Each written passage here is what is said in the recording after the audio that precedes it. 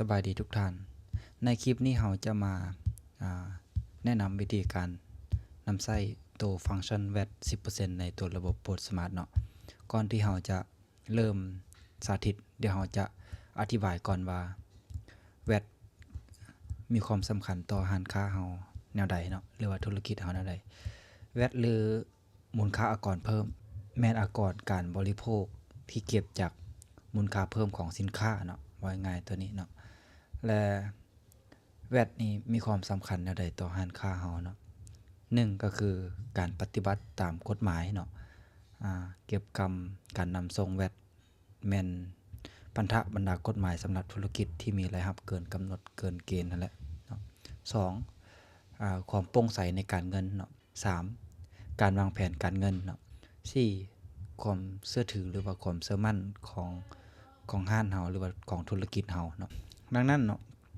การนำใช้ตัวระบบ VAT อย่างถูกต้องจึงมีความสำคัญหลายเนาะตอนนี้เดี๋ยวเราสิมาดีโมให้เบิ่งว่าหลังจากที่เฮาสิใช้ VAT แล้วเฮาเฮ็ดจังได๋เนาะในระบบโพสต์สมาร์ทก่อนอื่นให้เฮาสังเกตตัวราคาตัวโมงตัวนี้ก่อนก็ได้เนาะเดี๋ยวเฮาสิดีโมตัวนี้ให้เบิ่งเนาะยกตัวอย่างว่า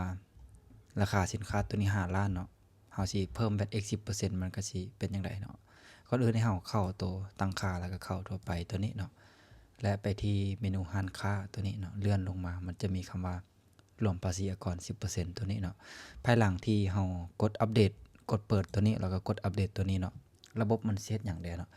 ระบบมันสิไล่อย่างเดียวเนาะระบบจะคิดไล่ตัว VAT 10% เนาะให้กับราคาขายแบบออโต้ให้เฮาทางในเนาะยกตัวอย่างว่าเฮากดอัปเดตคือเวลาที่เฮามาเบิ่งหน้าขายสินค้านะยกตัวอย่างว่าเมื่อกี้นี่5ล้านกีบเนาะมันบวกเป็น 10% มันก็สิมาบวกให้เบิดเลยเนาะยกตัวอย่างว่าเฮาสิขายตัวนี้เนาะเฮากดสำระแล้วก็กดตกลงอันนี้ก็จะเป็นวิธีการขายแบบปกติเนาะแต่ว่าเวลาที่เฮามาพิมพ์ใบบินออกเนาะสังเกตวันนี้หั่นตัวมูลค่าสินค้าแท้ๆนะมันอยู่ที่5ล้านเนาะแล้วก็มันมี VAT อีก 500,000 กีบนั่นก็คือ 10% ของ5ล้าน5ล้านมาบวก 500,000 ก็เป็น5ล้าน 500,000 กีบเนาะตัวนี้ก็จะเป็นตัวฟังก์ชันเนาะที่เฮาเอาไว้เปิด VAT เนาะสำหรับร้านค้าหรือว่าธุรกิจใดที่ว่าต้องการนำใช้ VAT ก็สามารถนำใช้ตัวระบบโพสต์สมาร์ทเฮาได้แล้วเนาะปัจจุบันเนาะในคลิปนี้ก็จะมีประมาณนี้สำหรับใครที่มีคอมเมนต์หรือว่ามีคำถามตัวอื่นก็สามารถถามกันได้เนาะ